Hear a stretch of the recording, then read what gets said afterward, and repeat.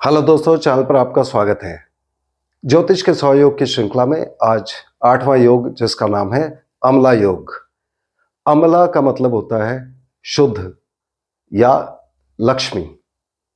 इसकी परिभाषा, यदि लग्न से या चंद्रमा से कोई शुभ ग्रह दशम भाव में हो तब यह योग बनता है।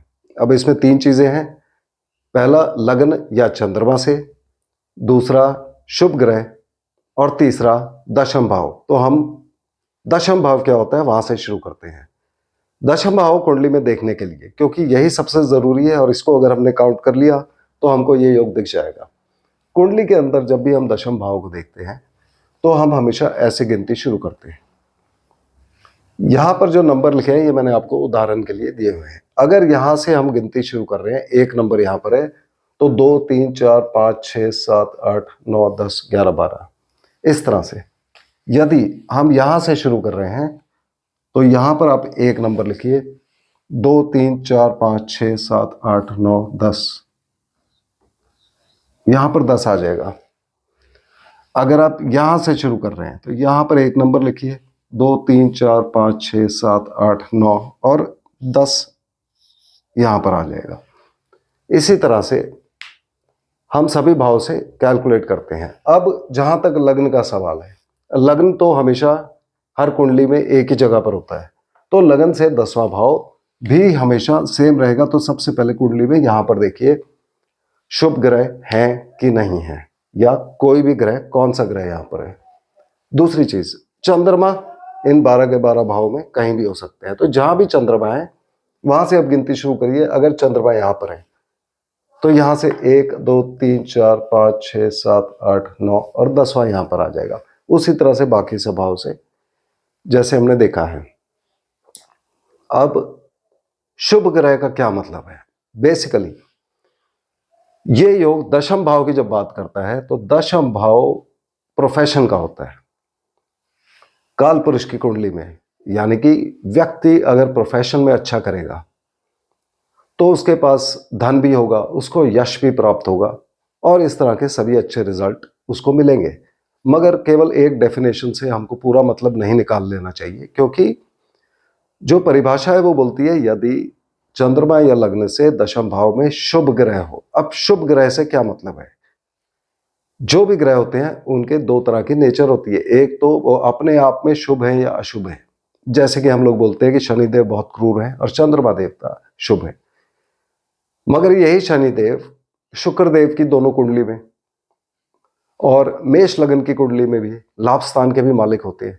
तो कुंडली के अनुसार शनिदेव अच्छे ग्रह हो गए, मगर उनकी अपनी नेचर हम बोलते हैं कि अशुभ है। इसी तरह से हमने सभी ग्रहों को लेना है जब हम अलग अलग कुंडली लेते हैं।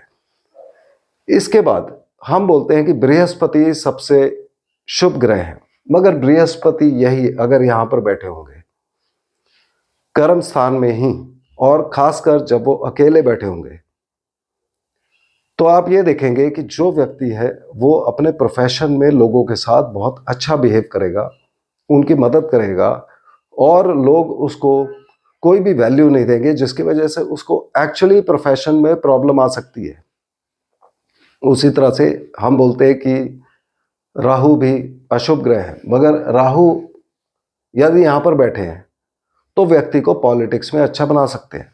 शनिदेव अगर यहां पर बैठे हैं तो धीरे धीरे व्यक्ति का प्रोफेशन बढ़ेगा, मगर अच्छा होने के बावजूद भी बाद में कभी ऐसी स्टेज आ सकती है जहां पर वो अचानक से व्यक्ति के प्रोफेशन में गिरावट दे। उस तरह से हमने सभी प्लैनेट्स को लेना है। दूसरी चीज, जो भी ग्रह यहां पर बैठा है उसकी शुभता या अशुभता कुंडली के हिसाब से क्या बन रही है। जैसे कि यदि 8वें भाव का मालिक यहां पर बैठ गया तो 8वां भाव प्रॉब्लम देता है तो वो प्रॉब्लम देगा। अगर 12वें भाव का मालिक यहां बैठ गया तो 12वां भाव कमजोरी दिखाता है तो वो भी प्रोफेशन में कमजोरी देगा, मगर ये विदेश भी दिखाता है। तो हो सकता है कि व्यक्ति का प्रोफेशन विदेश के साथ जुड़ा हो।